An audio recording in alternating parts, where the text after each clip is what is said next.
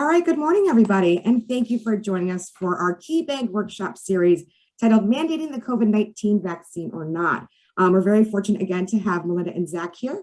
Sam will actually introduce them shortly. Sam is one of our great leaders over at KeyBank who is going to introduce our workshop today. But just so you know, this is being recorded. And if you have any questions or you have anything that you want to ask, please use the Q&A or the chat function at the bottom of your screen. And both of our great attorneys will do those questions as they see fit. But again, thank you for joining us. We really appreciate it. This is a very timely topic. So over to you, Sam. Uh-oh, we might be having some technical issues.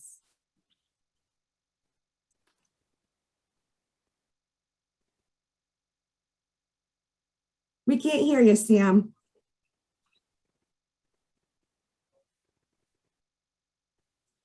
It's Monday morning. The computers know it too.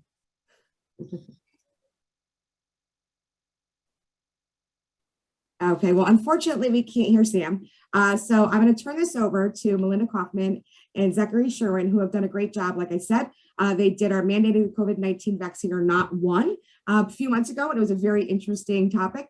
So we look forward to hearing more from you both today. I'm not sure who's going to kick off first, but I turn it over to you guys.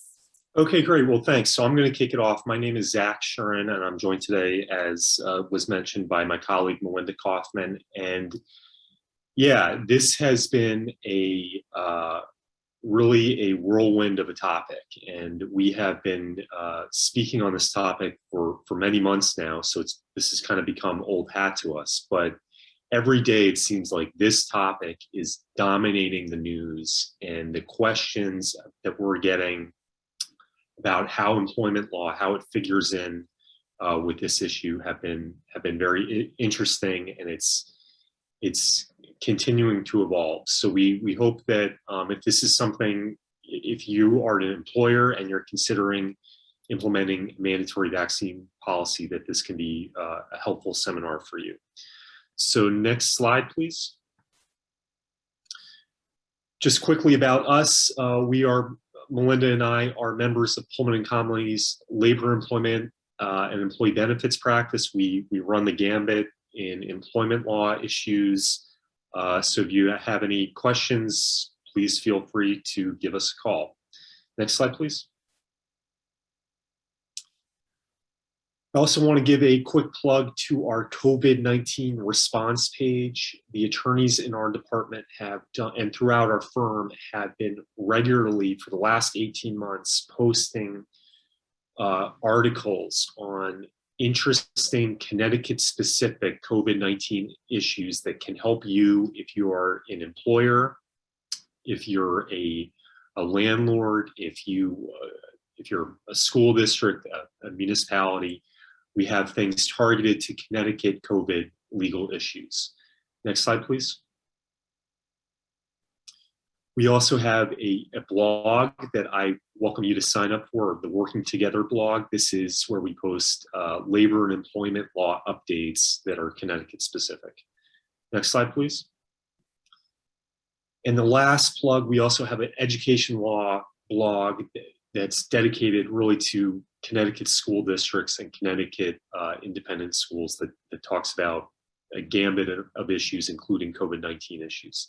Next slide, please. Okay, so the $64,000 question. So when we first started this in the early summer, we felt confident that we knew the answer, but I think the world at large had its doubts. And I think, as you'll see today, increasingly, the answer to this question, can an employer legally mandate that its employees receive the COVID-19 vaccine? The answer is becoming increasingly clear that yes, employers can, subject to some caveats that we're going to talk about today. Next slide, please.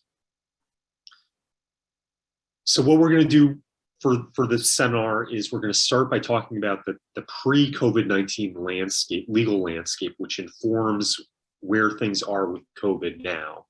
We're going to talk about the key state and federal laws that you need to know about for vaccinations. Critically, we're going to talk about privacy and workplace security concerns, which tie into this topic directly. We're going to talk about current litigation on mandatory vaccinations, and we're also going to talk about how to respond to requests for accommodations under the Americans with Disabilities Act and Title VII of the 1964 Civil Rights Act, which, as you'll see, has a key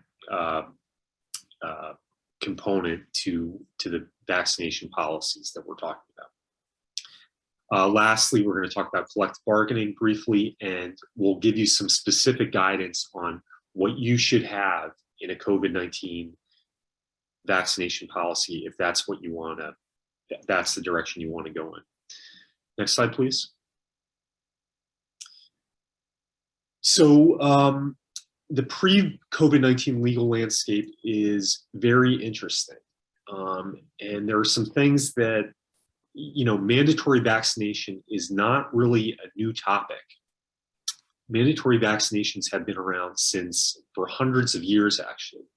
In 1777, George Washington ordered that all Continental Army soldiers who had not previously been infected with smallpox, that they had to be inoculated against smallpox during the Revolutionary War. In European countries, Scandinavia in particular, there were laws that required every citizen outside of employment receive vaccinations. And in this country, there have been similar laws as well that I'm going to discuss. Next slide, please. In 1905, the US Supreme Court decided what is still the key case on mandatory vaccinations in the United States. This case, Jacobson v. Massachusetts, involved a City of Cambridge ordinance, a regulation that mandated that all residents of the city be vaccinated against smallpox. A local pastor, Henning Jacobson, who was the plaintiff in this case, he refused to comply with this regulation because he had fears for his own personal safety and the safety of his child. And as a result of his refusal, he was issued a $5 fine. He appealed that fine all the way to the US Supreme Court. Next slide, please. The US Supreme Court upheld the constitutionality of that regulation by a 7-2 majority. And the justice who decided that case, John Marshall Harlan I, he said this, which is a very interesting and portion of the opinion that still has relevance today. What he says is, there is, of course, a sphere within which the individual may assert the supremacy of his own will and rightfully dispute the authority of any human government, especially of any free government existing under a written constitution, to interfere with the exercise of that will. But it is equally true that in every well-ordered society charged with the duty of conserving the safety of its members, the rights of the individual in respect of his liberty may at times, under the pressure of great dangers, be subjected to such restraint to be enforced by reasonable regulations as the safety of the general public may demand. So as we go through some of the other cases and the statutes and the regulatory framework, I think that quote is something to keep in mind when you consider the legality of vaccination mandates. Next slide, please. A little bit more on the pre-COVID-19 landscape. So, outside of COVID-19, all states in the country currently mandate that children receive vaccinations, not COVID vaccinations, but other vaccinations as a condition of school attendance, subject to exceptions. Connecticut mandates that all schools, public and private, require that students be vaccinated against things like measles, mumps, rubella, that type of thing. You may recall that this past April, the General Assembly actually eliminated a religious exemption to the vaccination requirement for parents and students who had previously produced a religious exemption form. That those parents that are grandfathered, but any new parent on behalf of a student cannot produce a religious exemption form. They are no longer allowed to be accepted. Next slide, please. Okay, so now turning to employment, the key thing to think about and to keep in mind as we discuss vaccination mandates is that the general rule of thumb in Connecticut and really throughout the country, with limited exceptions, is that the employment relationship between an employer and an employee is an at-will relationship unless that relationship is modified by the words or actions of the parties. And a modification could be in the form of an employment contract. It could also be an employee handbook in certain instances, which could be deemed a quasi-contract, a collective bargaining agreement for unionized employees. There are things that can limit or modify the at-will relationship, but the default is at will. At will means that there is no set term of employment. It's not a year or 5 years or 90 days, anything like that. It goes on indefinitely. The key thing with at will is that the employee may be terminated from employment at any time for any reason except an illegal reason, with or without notice. What would be an illegal reason? So protected classes, race, gender, religion, sexual orientation, gender identity, or expression.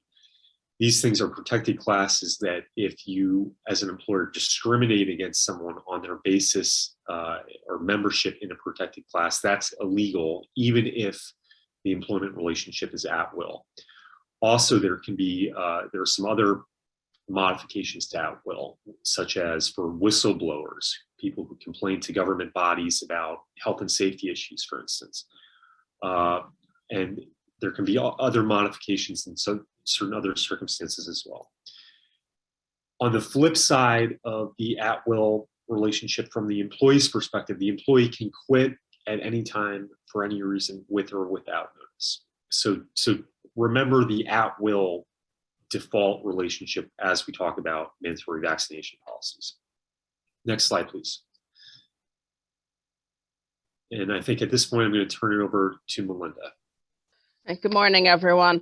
All right, so now we're going to get more into the meat of employer vaccinations and those mandates, when you must mandate them under federal law, when you can mandate them under federal and state law. Remember, going through all of this, that a mandatory vaccine rule is really a safety rule for your place of employment. And like most other safety rules, you deal with it the same way as you would deal with other safety rules that you put in place. Next slide, please. Throughout the last year and a half that we've been dealing with COVID, many different state and federal agencies have weighed in either with direct orders, guidance, or statutes regarding mandating of COVID-19 vaccines and other COVID-19 requirements. Some of those are listed here, and these are all the places you need to look for if you're looking to develop policies on mandatory vaccines. That includes OSHA. Probably the biggest one right now is the U.S. Equal Employment Opportunity Commission. The U.S. Department of Justice has weighed in. There are now some federal executive orders. The two biggest federal laws, and most of the things that I'm going to be talking about today, are the Americans with Disabilities Act and Title VII of the Civil Rights Act. The U.S. CDC has also weighed in with some guidance, and then we also have Connecticut-specific things from the executive orders to the Department of Health to the Department of Labor, who have also weighed in on these things. Next slide, please. Next slide, please. All right, so OSHA has not actually issued any specific guidance on mandatory vaccines to date. The last thing that they've issued on mandatory vaccines was in 2019. They issued a letter where they took the position that employers may require employees to be vaccinated against the flu. To date, they have not specifically taken a stance on whether employers may require employees to be vaccinated against COVID-19. We know, however, and I'll be talking about this in a little while, that there is an executive order now that requires mandatory vaccines for certain employers going forward and they have directed OSHA to put in place rules on that. And it is my understanding that those rules have been reviewed or sent to the White House, but have not yet been issued. There will be guidance coming, however, on mandatory vaccinations for employers with 100 or more employees. Also, just so you know, it's out there. On June 12, 2021, OSHA did issue an emergency temporary standard that applies only to healthcare and related industries. It is more dealing with COVID-19 safety rules, not mandated vaccines, but other safety rules in the healthcare industry, and is really beyond what we're talking about today, but do know that that is out there. Next slide, please. The major federal guidance to date on mandatory vaccinations has come from the Equal Employment Opportunity Commission, and this mostly focuses on the ADA and Title VII and whether or not those statutes would be violated by mandatory vaccine rules and what needs to go on in your employment place in order to make sure that you are complying with those laws if you are choosing to mandate the vaccine. Next slide, please.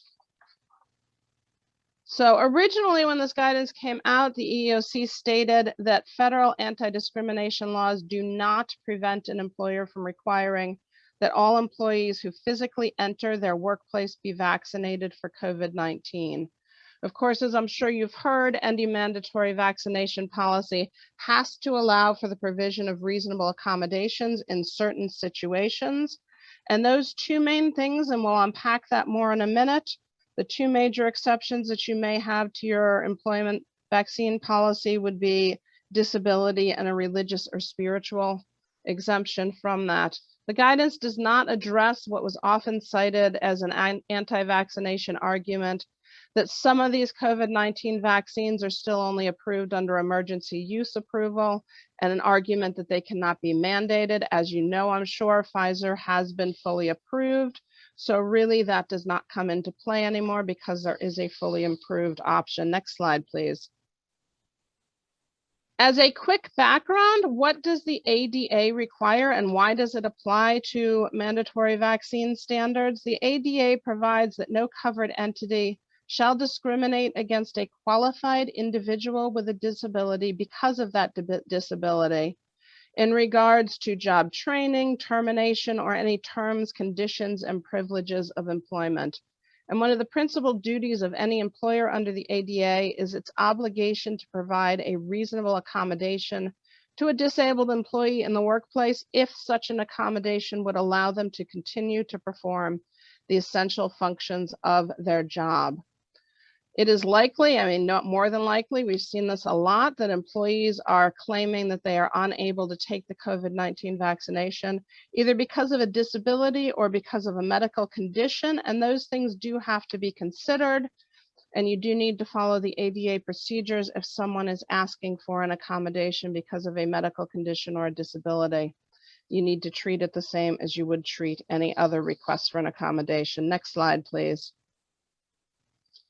So who is an individual with a disability? That is a person who has a physical or mental impairment that substantially limits one or more major activity. It also applies, although probably not as much applicable to vaccines, that they have a record of such impairment or is regarded as having such an impairment. And who is a qualified individual with a disability? And this does come into play. Here, an qualified individual with a disability is an individual with a disability who can perform the essential functions of the position with or without a reasonable accommodation.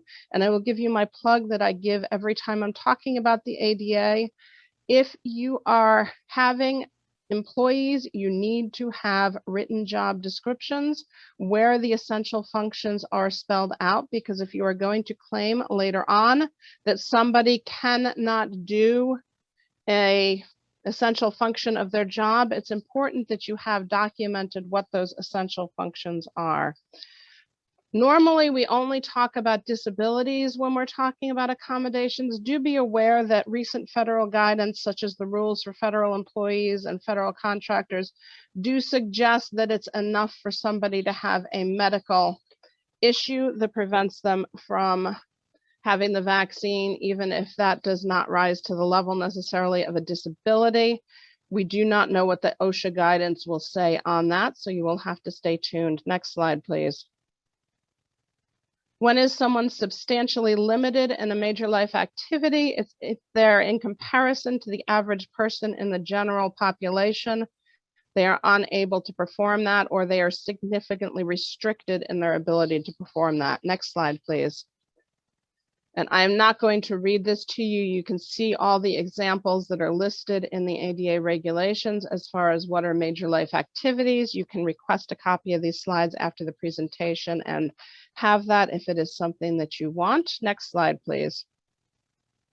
What most of the conversations around accommodations for disabilities related to the COVID-19 vaccine, we're now talking about undue hardships, because that really is the question and where things come down to. The ADA does require that unless it would be an undue hardship, employers must provide that reasonable accommodation that we were talking about to otherwise qualified employees if it would enable them to perform those essential elements of the job that they either have or desire. Undue hardship under the ADA is defined as an action that would require significant difficulty or expense when considered in light of factors such as an employer's size, financial resources, and the nature and structure of its operations. That is normally a pretty high hurdle to meet, especially if you're a large place of employment. Something that has a cost is not likely to be considered an undue expense when compared to your normal financial resources.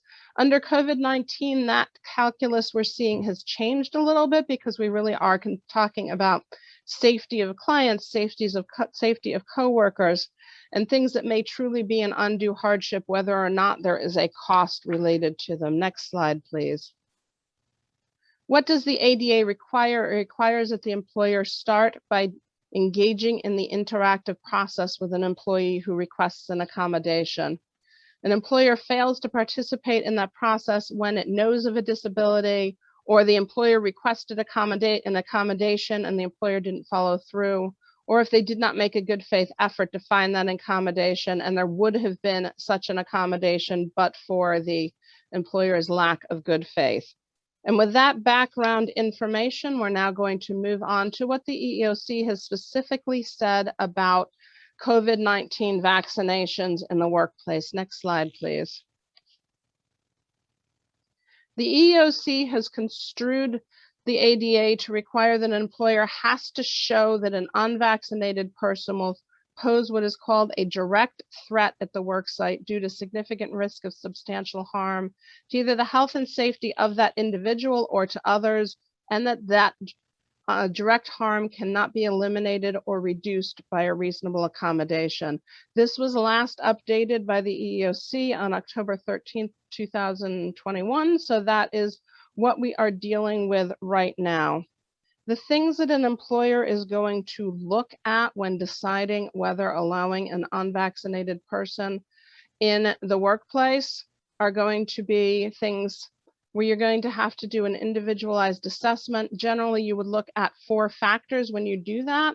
The first is the duration of the risk. I think we could probably all agree that COVID has been around for almost going on 2 years, not quite there. So the duration of the risk is pretty significant. Again, at least right now, the nature and severity of the possible harm, since we do know that there's been a significant number of deaths from COVID-19, that is again pretty high. The 2 things that you are going to be looking at in the workplace, and this may be different not only for every workplace, but the answer may be different for different employees or different classifications of employees with the workplace. You're going to be looking at the likelihood that the potential harm will occur and the imminence of that potential harm. And that is likely to change. You know, we saw when the Delta variant came in, and the assumption is that that is more contagious, and that changed the way that the calculus would look at in here, because there might be more likelihood of potential harm occurring in that case, because now it spreads easier. It might be different depending on what type of business you have. If you are a business such as, say, a medical provider where you are going to be working one-on-one with patients, The likelihood of potential harm might be different than if you're talking about an employee who is sitting in an office all day and not having contact with any other employees or the public or any clients. Next slide, please. The EEOC has specifically noted that the prevalence in the workplace of other employees who have already received the COVID-19 vaccine and the amount in contact of others whose vaccine status may be unknown will impact on whether or not you can reach that threshold of undue hardship. So as more people become vaccinated in the workplace, it may be harder to reach that threshold moving forward. Next slide, please.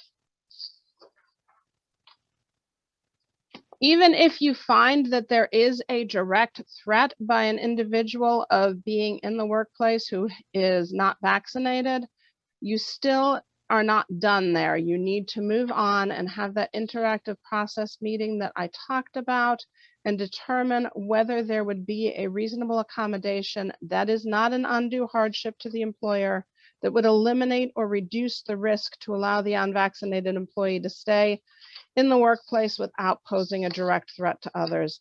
Next slide, please. So once you have that employee who's requested a reasonable accommodation that they be excused from the vaccine policy because of a disability, what steps are you going to follow? You're going to follow your normal interactive process steps. And those are going to be, first, if you do not have all the information, you're going to need to get all the relevant information from the employee. And that can include medical information to show why they need an accommodation and what type of accommodation they would medically need. You're then going to meet with the employee to discuss that, determine if there is a reasonable accommodation that would allow that employee to do the essential functions of the job while mitigating the risk to the rest of the employees and your client base, and finally conduct a threat assessment, which will all be rolled up in that question. Next slide, please. As I said, as with any other reasonable accommodation under the ADA, you don't simply have to accept the employee coming in and saying, I have a medical issue and I can't get vaccinated. You do have a right to ask for that documentation from their doctor, and you probably should do that to have it on record that if you are having a mandatory vaccine policy and you are going to look at exempting someone for a medical issue, you would want that documented. Do know that per the CDC, there are very few medical conditions that they claim should be able to prevent someone from being vaccinated.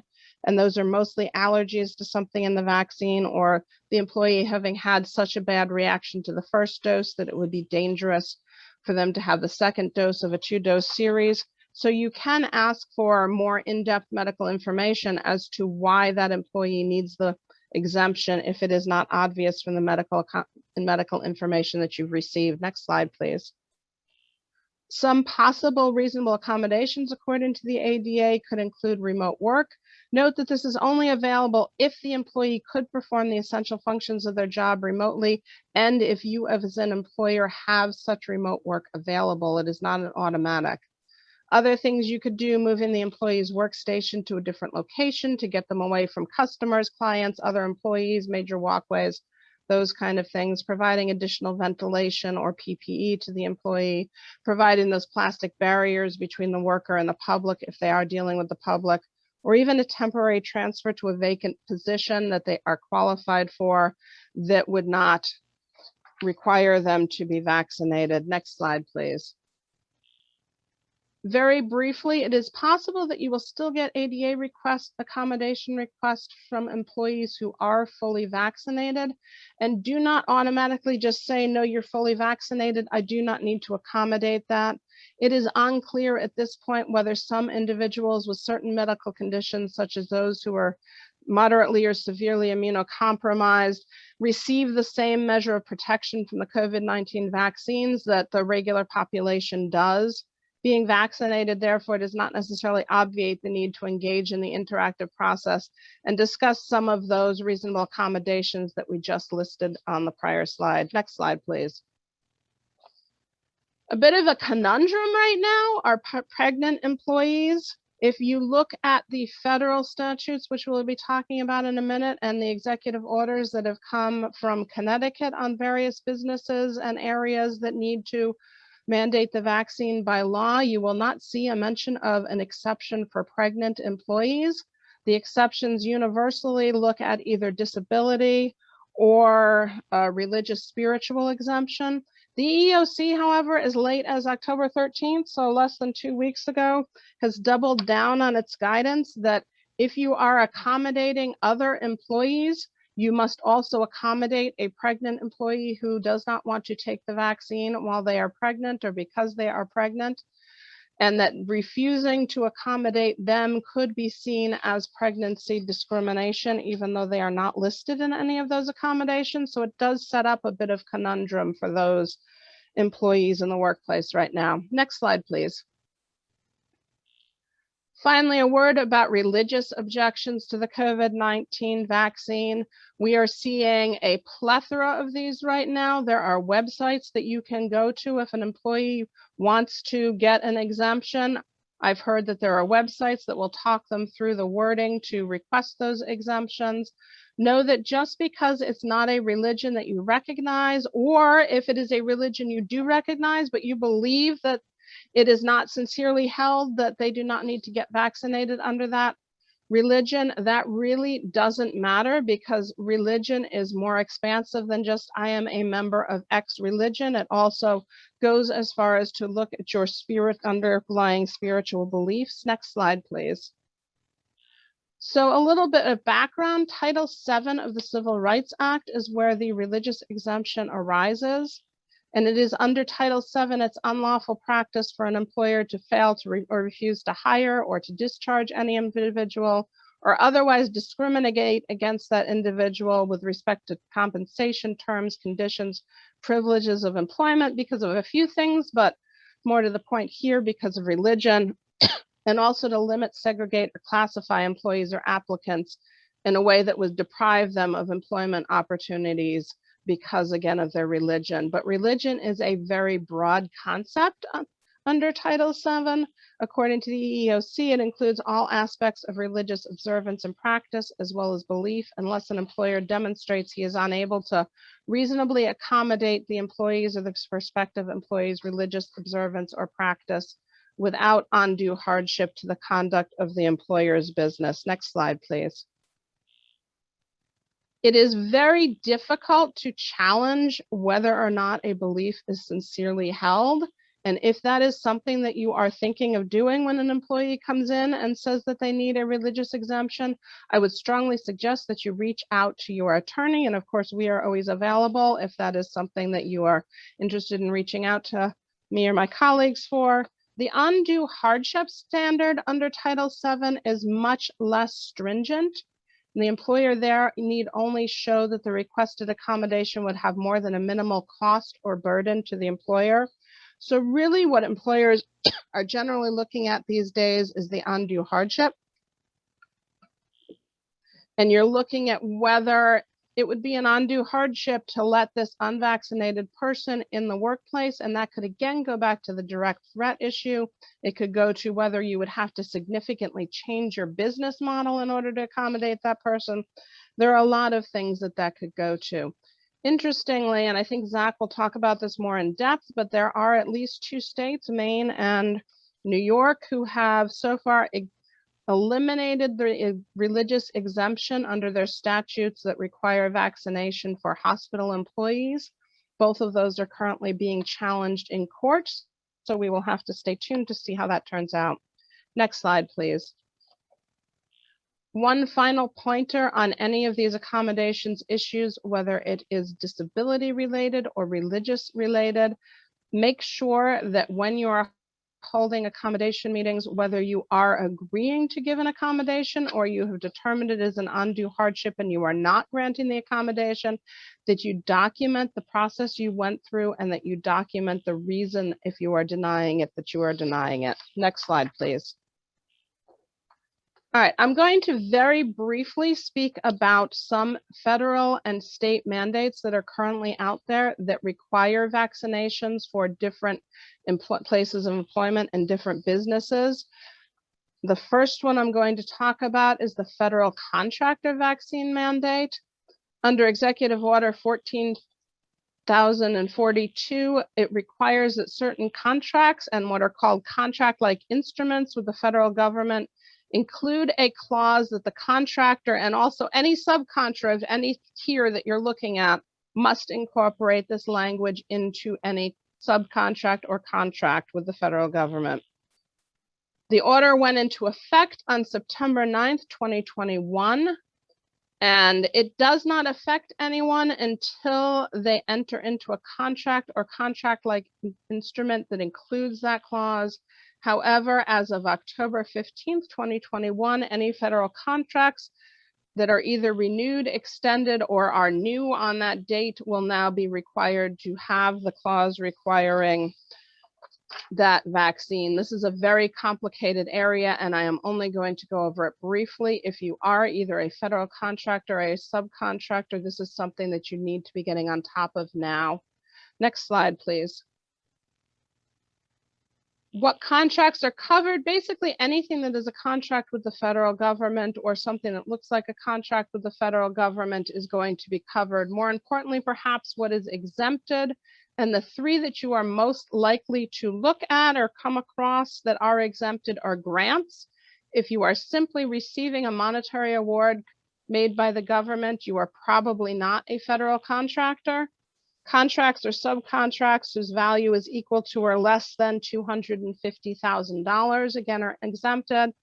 And finally, subcontracts or purchase orders that are solely for the provision of products but not services are also exempted. Next slide, please.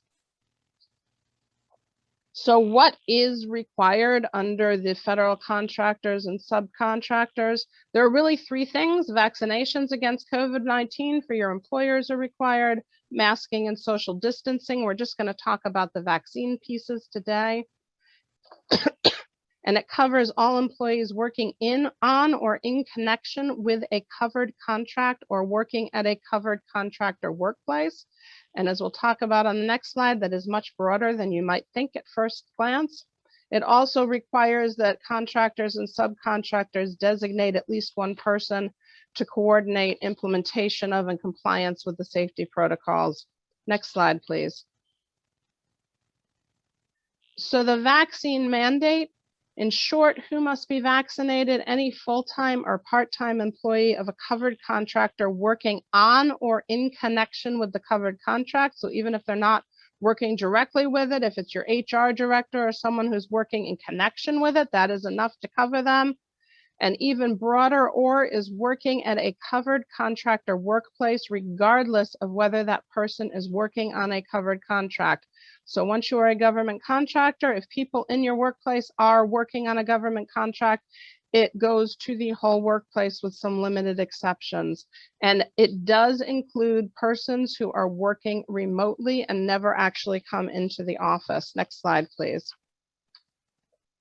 What is a covered workplace? It is a very broad definition. It includes any work site controlled by a contractor or subcontractor, where an employee who is working in connection with or on a covered contract is likely to be present during the period of the performance of the contract. And it also covers work sites that are outdoors as well as those that are indoors. Next slide. And finally, there are flow down provisions included, and that is that any prime contractor who has a subcontractor has to make sure their subcontractor has the clause in the contracts, and then that subcontractor, if they have any subcontractors, have to make sure that it is in that subcontract, and so on. Next slide, please. Some timelines that you need to be aware of.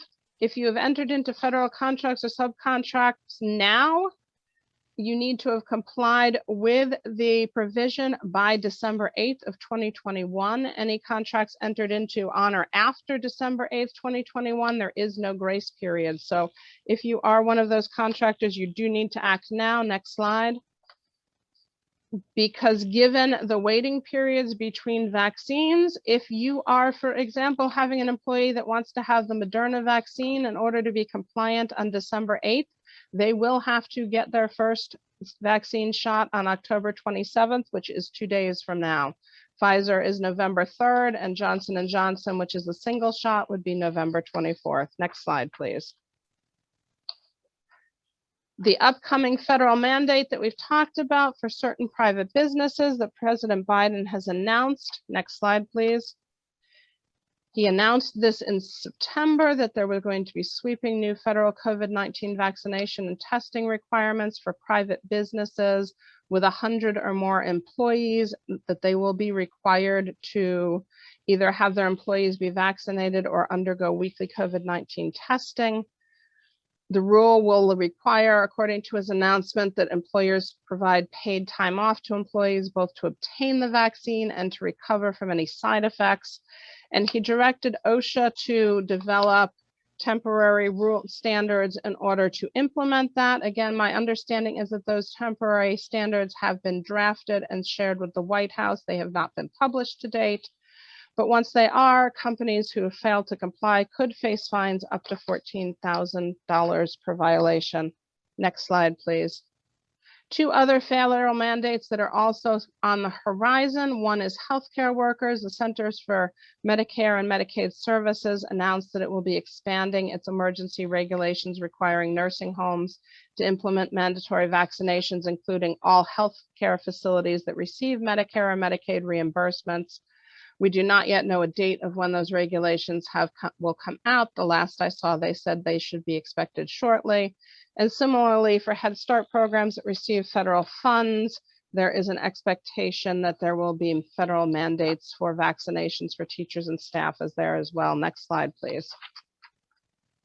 Very, very briefly, before I turn this back over to Zach, some quick overviews of industry-specific requirements arising from Connecticut-specific executive orders. Next slide, please. For school districts, we have Executive Order 13G that applies to both public and private pre-K through grade 12 schools, and also to most contractors whose workers will be in those schools. Employees hired prior to September 27th, 2021, they will need to be fully vaccinated against COVID-19, have received the first dose and have an appointment for the second dose, or be in with process having had the second dose, but are still within that 14-day post-vaccination period or are exempt. Or if they were hired prior to September 27th, they also have an option to simply undergo weekly testing and provide the results to the school district. Next slide, please. After September 27th, however, prior to extending an offer of employment to or entering into a contract, a school board has to ensure that that person is either fully vaccinated against COVID-19 or, again, is in the process of getting vaccinated and has at least had the first dose, or they fall under either a religious or medical exemption. There are no test out options for covered workers hired on or after September 27th. Next slide, please. For state employees, state hospitals, and childcare facilities, there are also similar exemptions as well. As I said, under school districts, there are some very limited mandatory vaccinations for medical exemptions, for religious and spiritual exemptions. Again, as we discussed much before, unless there is an undue burden to the school board. Next slide, please. Similar rules apply for state employees, state hospitals, and childcare facilities. Next slide. And also, as far as long-term care facilities, similar rules apply to that as well. Next slide, please. And the long-term care facilities here cannot employ or maintain a contract for provision of services if the individual is going to have direct access. And they also, for long-term care facilities, it applies to volunteers, and they cannot allow volunteers to continue to have direct access unless that individual is fully vaccinated or, again, has received the first dose or is exempt. And again, the same exemptions that we talked about before. And similarly, there's also a provision if somebody did have the first dose but fails to get the second dose, that they would also need to be, they would be subject to no longer being allowed to be in the facility if they didn't get that second dose on time. And with that, I will turn this back over to Zach to talk about emerging case law and state legislation. Okay, great. Thanks, Melinda. So if you can, next slide, please. Next slide. So as I mentioned at the outset, when we first started having these seminars and talking about this issue, we were pretty confident that we knew where the law would fall. But of course, there has been quite a bit of litigation over the last year. And the litigation is clearly upholding the basic validity of COVID vaccination mandates. Where courts are upholding challenges to vaccination mandates is in regards to exceptions and the procedural mechanisms of the policy. And I'm going to talk about that in a bit. But generally speaking, overwhelmingly, courts have upheld the legality of COVID vaccination mandates. You can just see here on the slide 39 federal cases in the past year, in 2021. So far, 12 decisions denying requests to block mandates and 7 dismissals of such claims. The rest are in pending litigation. 2 federal cases have upheld challenges, but they've been limited, as I said, to exceptions to the mandates. Next slide, please. So the first federal case out of the gate is this case, Bridges v. Houston Methodist Hospital. And this case, I think, is useful, not just because it was the first case, but because it's a very good illustration of how the courts are looking at this issue. So in this case, back in April, Houston Methodist Hospital, a health system, they announced that they were going to impose a mandatory vaccination policy. And as part of that policy, employees had to be vaccinated by June 7th, 2021, or face termination unless they had an exception pursuant to the ADA or a religious exception, as Melinda discussed. 117 at-will Houston Methodist employees refused to get vaccinated, and they sued the hospital, claiming that the policy was an unlawful attempt to coerce them into being vaccinated. Next slide, please.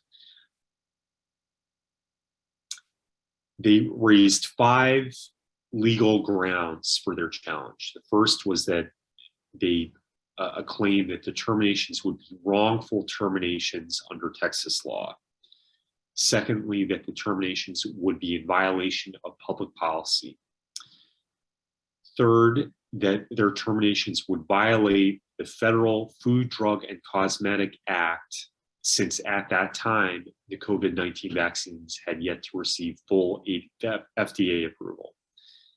Fourth, their terminations would violate federal law addressing human subjects in drug trials because they had failed to give legal, effective, and informed consent, and they deemed the vaccination policy as a forced drug trial.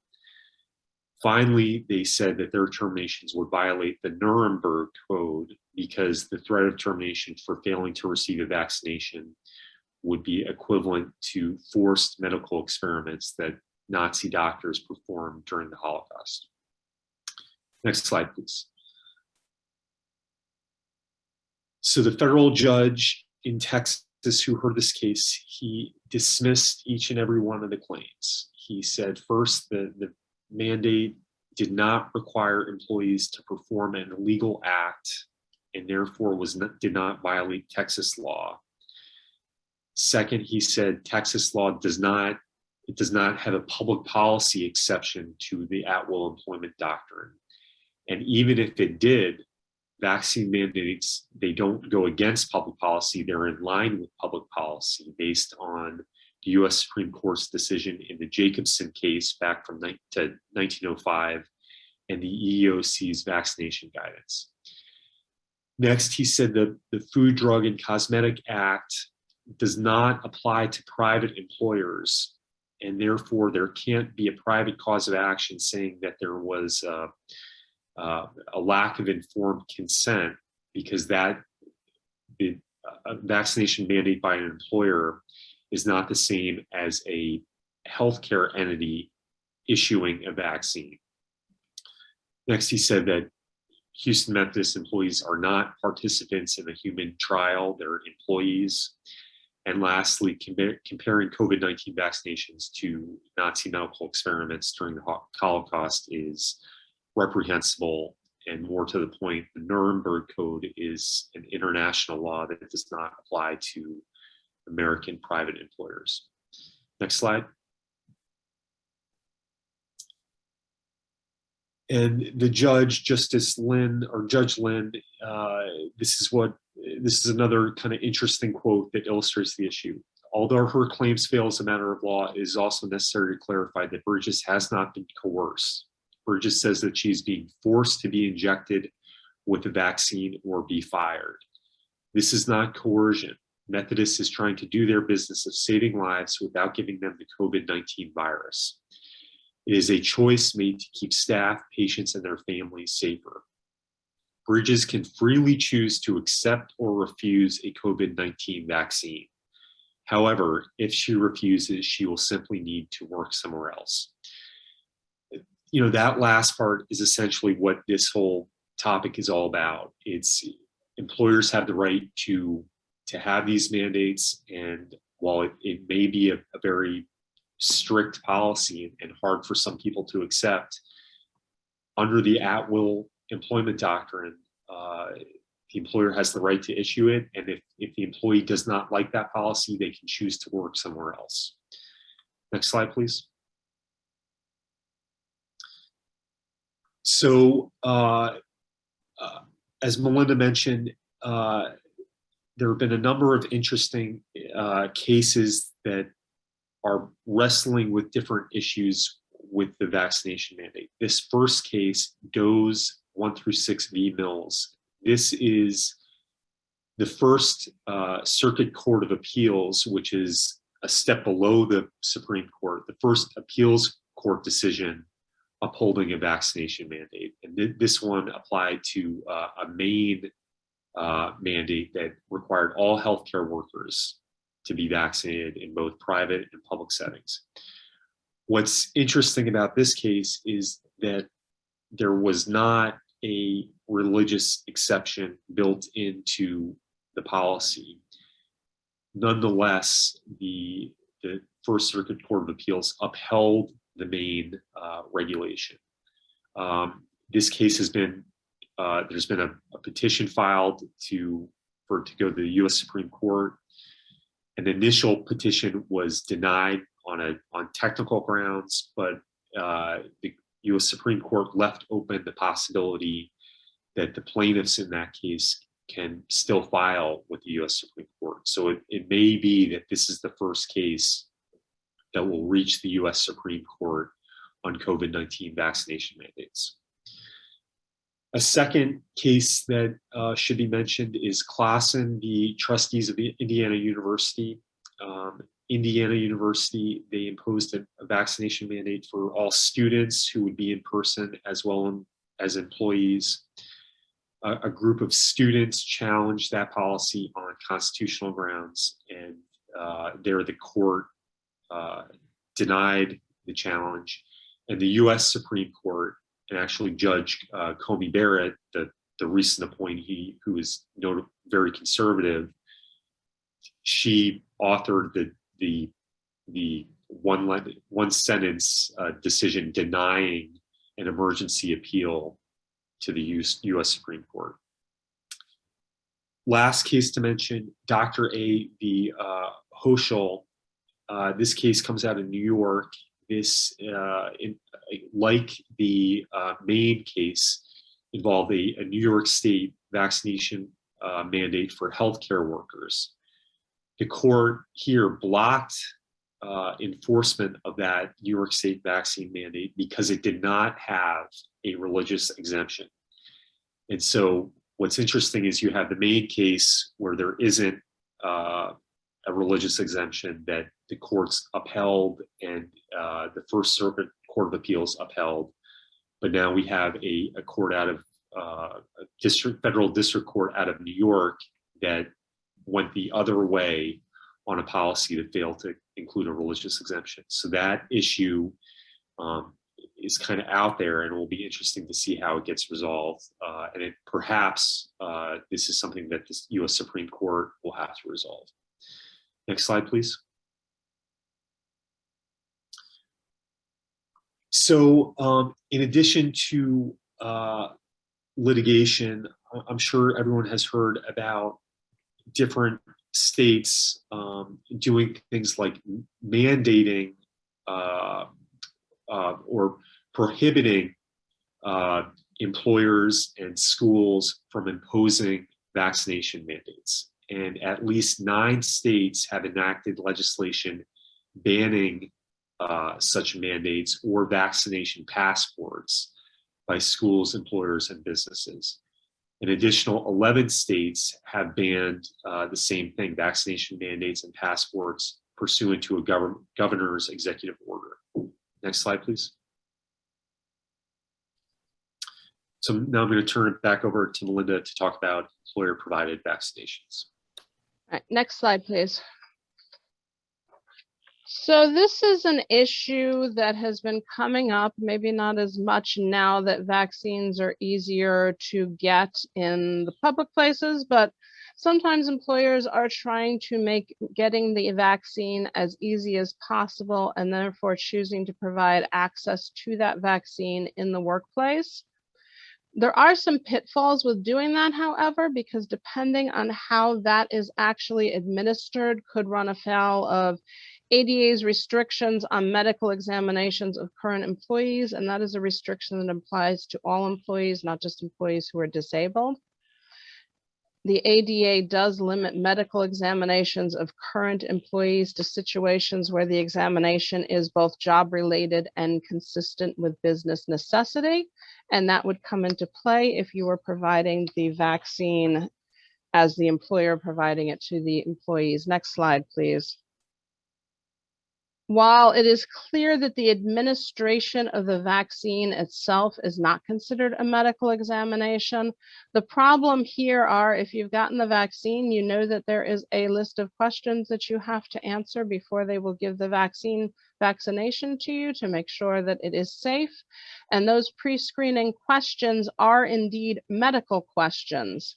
And if you as an employer, because you have the ability to do that, is the one administering the vaccine, either through yourself or through an agent, and the employer is thus asking and therefore getting the medical information that's coming from those pre-screening questions, the EEOC has made it clear that they will consider that you as an employer are asking medical or disability related questions to current employees.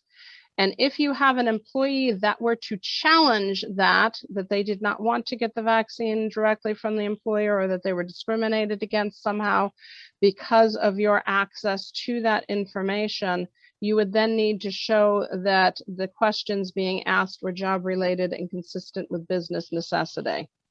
If, however, you are simply being helpful and say bringing in an outside agency or someone to offer the vaccine within the workplace, like many places do with the flu vaccine every year, but you also allow the employee to be vaccinated elsewhere and simply provide proof of that vaccination, that issue then disappears because you are no longer coercing employees to give you medical information. Next slide, please. So what about providing employees incentives for vaccination? Maybe you don't want to go as far as mandating the vaccine, but you want to give incentives in order to encourage either the employees or maybe encourage employees' families or employees' household members to also be vaccinated to lessen the risk in the place of business. Next slide. It wasn't long ago that President Biden was urging states to offer cash incentives of up to $100 for those who chose to get vaccinated. I'm not sure that many states actually took him up on that, but some employers are certainly looking at what sort of incentives can we give to employees or the employees' family members in order to encourage them to get vaccinated. Next slide, please. Again, similar to when I talked about the vaccine a minute ago and giving it in the workplace, the answer is going to depend on whether the employer or the employer's agent is administering the vaccine, or whether you are requiring proof of vaccine and and not necessarily requiring it be done in the workplace. And it might, in some cases, also depend on the value of the incentive. Per the EEOC, an employer can offer an incentive to an employee who provides proof of vaccination regardless of where they are vaccinated, because again, you're not coercing them at all to give you medical information in exchange for the vaccine. The issue with incentives arises when it is an employer-provided vaccine. And again, it deals with that pre-screening medical information that we talked about. Next slide, please.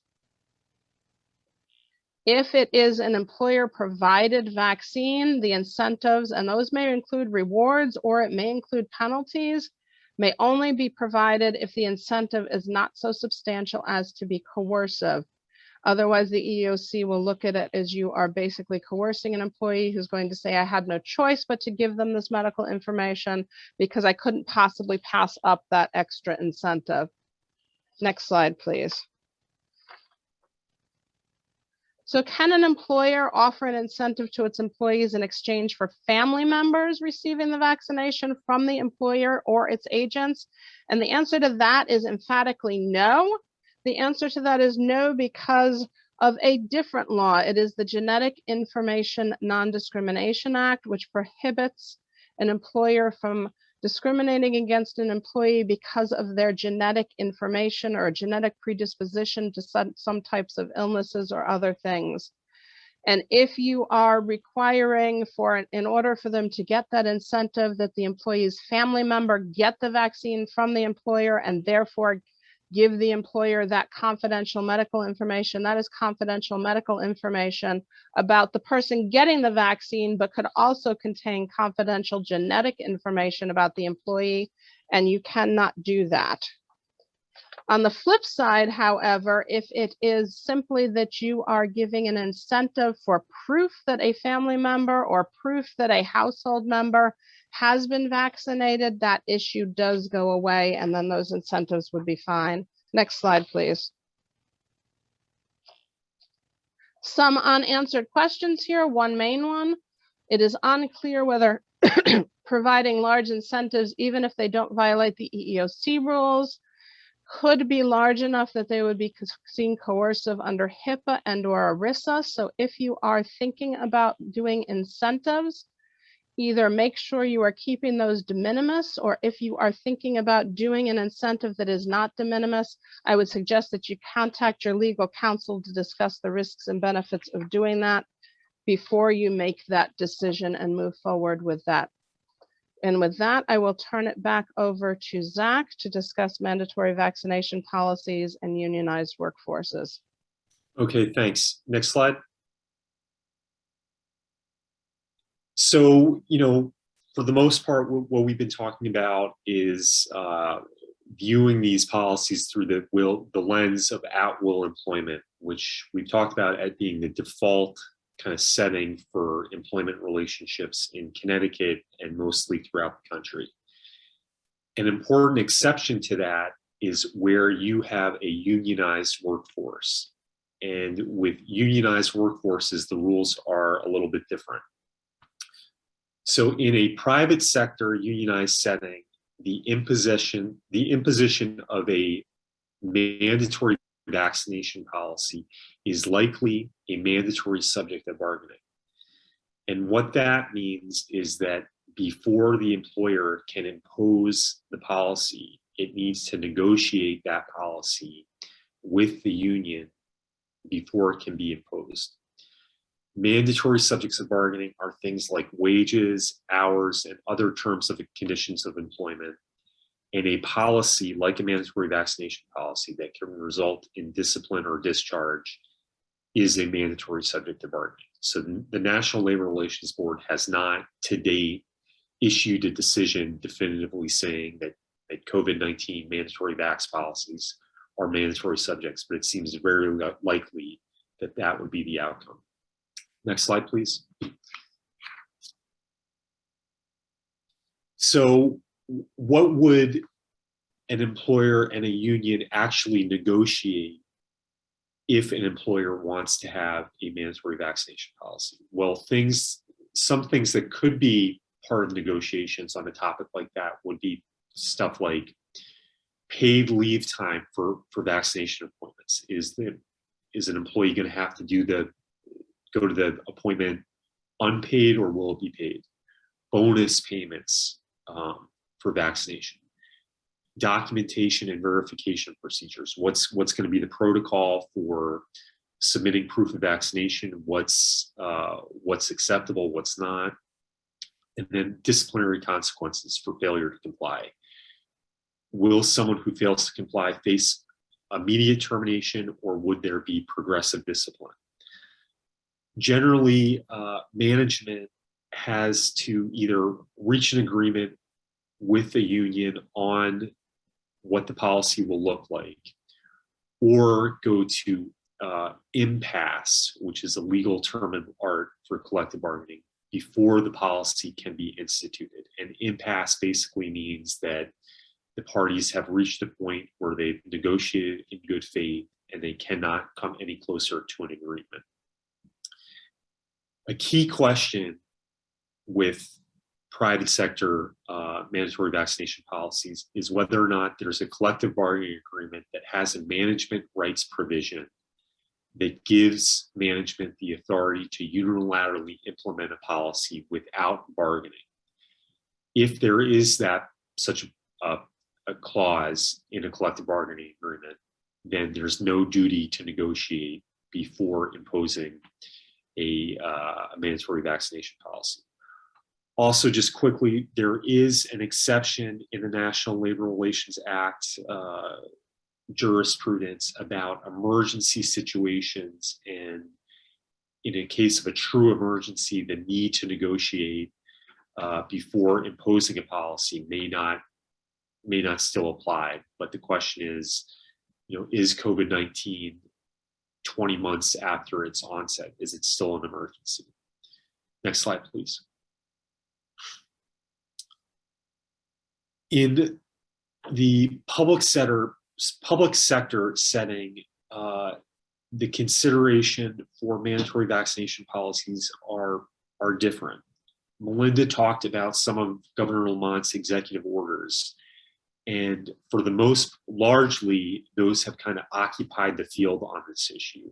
And school districts that have many parts of their workforce that are unionized, they're obligated to comply with those executive orders. So the need to negotiate some of these issues has largely fallen by the wayside. With that being said, municipalities and quasi-governmental agencies, health districts, power districts, the other municipal and public sector agencies may still have an obligation to negotiate a mandatory vaccination policy before it can be implemented.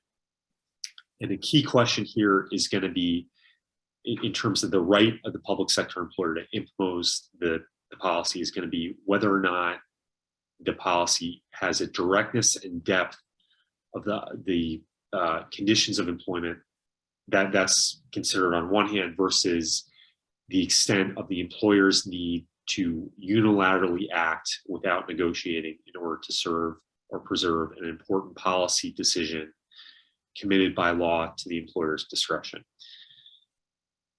In a nutshell, what that means is that the Connecticut State Board of Labor Relations that would decide such an issue, they have to balance the right of a public sector employer to ensure the health and safety of their employees versus the interest of employees in having an issue like this negotiated before it can be imposed.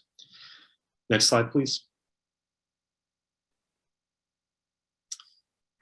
Even if a public sector employer has the right to unilaterally impose a mandatory vaccination policy, there still may be an obligation to impact bargain with the relevant union.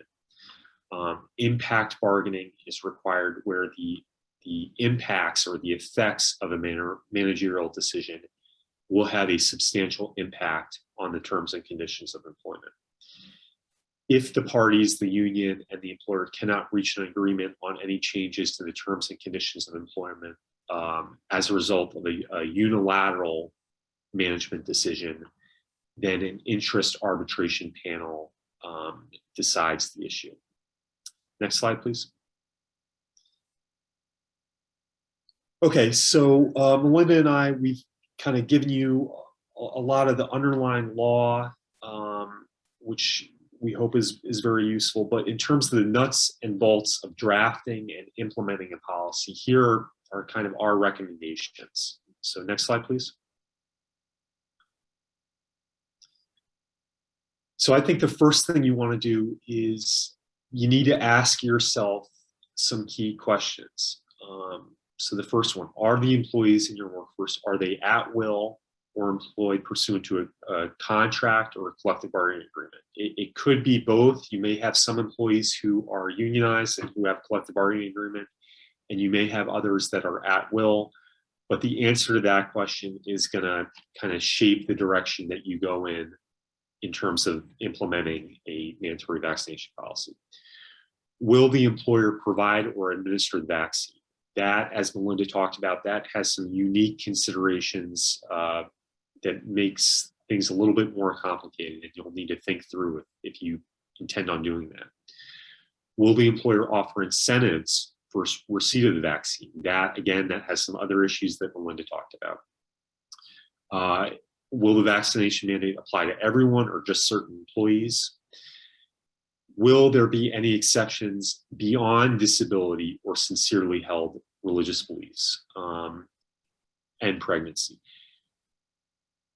In an at-will setting, you could, if you wanted to, exempt certain other employees. If someone is working from home exclusively and has been for an extended period of time, perhaps you want to consider exempting people who are in that situation. But you want to think through exactly who should be exempt and why. And finally, a very big issue to consider is what will the disciplinary consequences of non-compliance be? If someone doesn't agree to be vaccinated, are they going to be terminated? Are they going to be, instead put on leave? If they're going to be put on leave, what is that going to look like? How long are they allowed to be on leave? Will they continue to receive pay or health insurance during leave? All those things should be thought through when you're considering your mandatory vaccination policy. Next slide, please.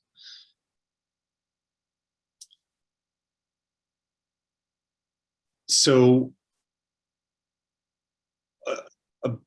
a big direction that a lot of vaccination policies have gone in, and that Governor Lamont's executive orders for school districts and state employees, they have allowed testing in lieu of vaccination, even if someone has not received a religious or disability exemption.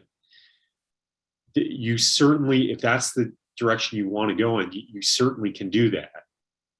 With that being said, you want to think about a few things specifically to testing.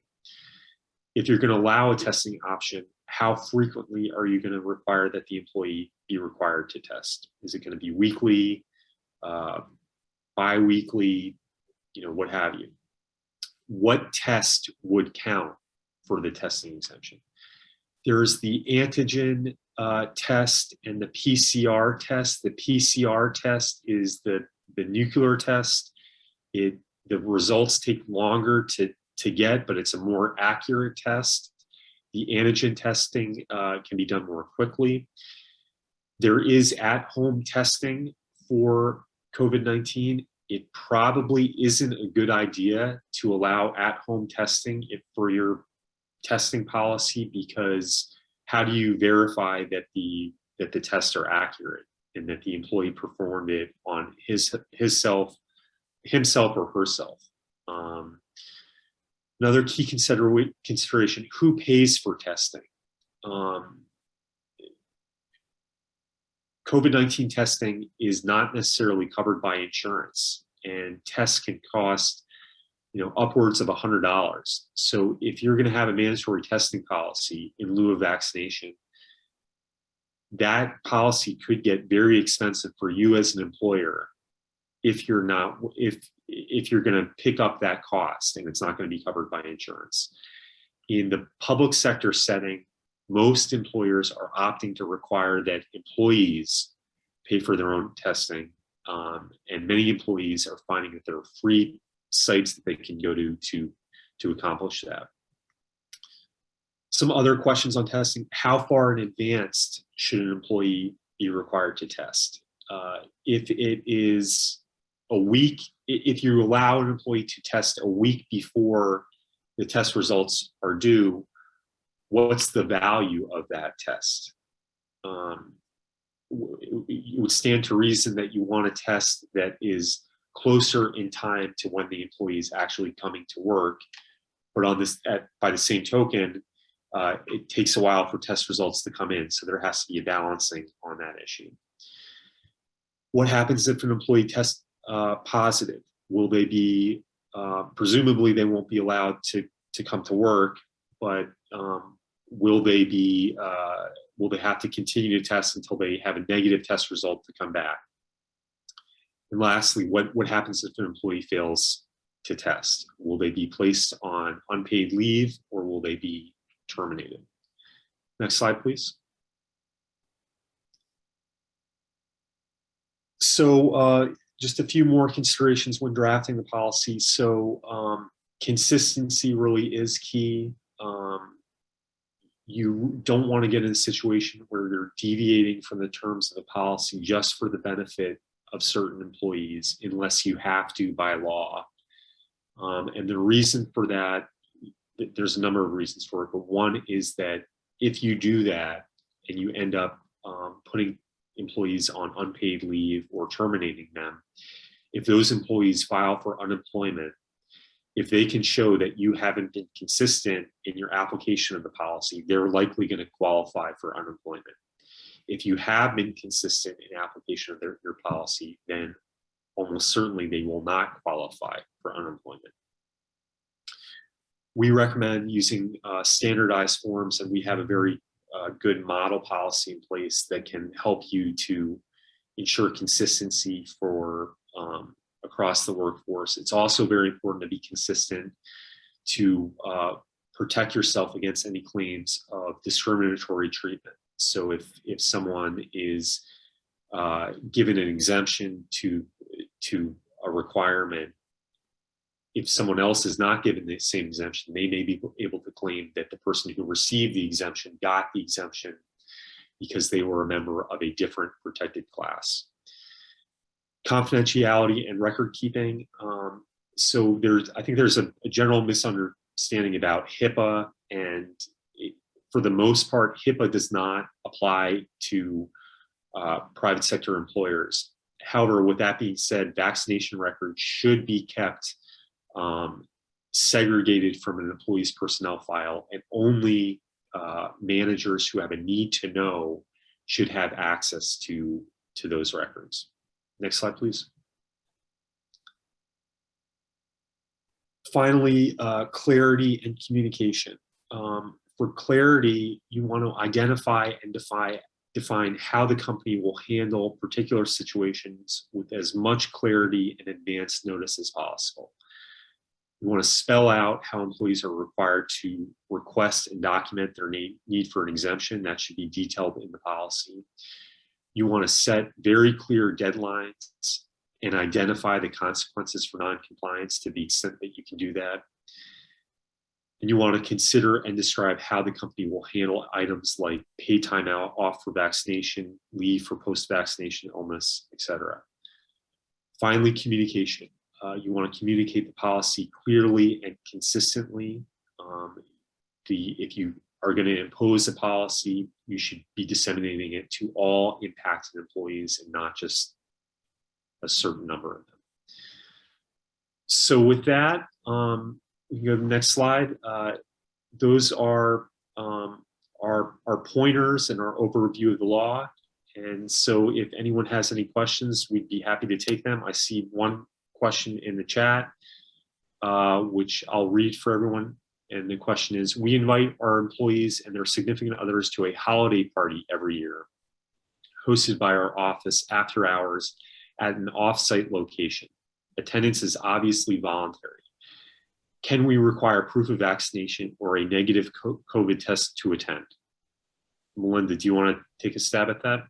Sure. Yeah, I don't see any reason why you cannot require either proof of vaccination or a negative COVID test in that situation. You are, you obviously are required to have safety rules in place. You're not requiring the vaccine of non-employees. Attendance is voluntary. So all those reasons, I do believe that you could say either we need proof of vaccination or proof of a negative COVID test. Just be specific on, whether you want it within how many days of attendance, et cetera, if you're going with a negative COVID test. So let's say an employee, is eligible for an exemption on, disability or health and safety. Do you think that person who is exempt, how would you handle that in connection with an off-site after hours event? I mean, I think you would need to treat them the same way you treat them in the workplace. So I think that is a little bit dicier. I mean, if the employee can have accommodations that will keep everybody safe in a social setting, then you would need to look at that. I definitely think that is a closer question, but you're going to have to look at the employee and how they normally function in the regular setting. If this is an employee who has an exemption and part of the exemption is that they're sitting in their office and not interacting with other employees, then I think you might have some justification to say, okay, you can come to the party, but you need to test before you do it because we need proof that, you're not going to be infecting other people at that social setting where you're going to be more likely to be having close contact. I don't know what your thoughts are, Zach. Yeah, I mean, I think that makes sense. I think for an event like that, the testing option, that's going to allow you, I think, to safely have the event. And that's a way to accommodate someone who has a disability or religious exemption, and allow them to still participate while still ensuring everyone's safety. Any other questions at this point?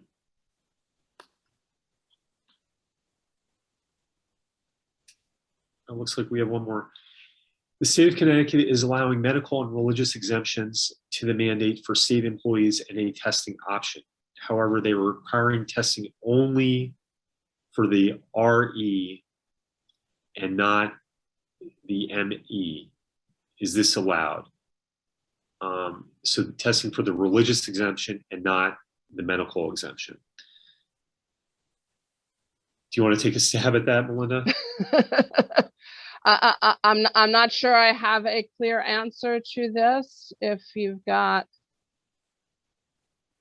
I'm unfortunately, since I don't advise the state, I am not clear on what the state requirements are. I think that would be something that, we could certainly talk offline if you have a specific question and we could look into it, but I don't think I can answer that here. Yeah, so we work a lot with school districts, and it's interesting that there would only be a testing option for one and not the other.